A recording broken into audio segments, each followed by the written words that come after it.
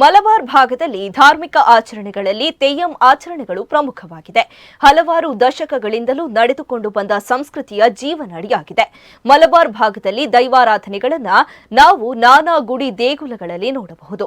ಆದರೆ ಬಲು ಅಪರೂಪ ಸಮಯದಲ್ಲಿ ಖಾರೆ ಗುಳಿಗನ್ ತೆಯ್ಯಂ ಅನ್ನ ನೋಡಲು ಸಾಧ್ಯ. ರಾಮಗುಡಿಯ ವಿಷ್ಣು ಚಾಮುಂಡೇಶ್ವರಿ ದೇವಾಲಯ ಚಿತ್ತಾರಿಯಲ್ಲಿ ಕಳಿಯಾಟ ಮಹೋತ್ಸವದ ಅಂಗವಾಗಿ ಗುಳಿಗನ್ ಕೋಲವು ನಡೆಯಿತು.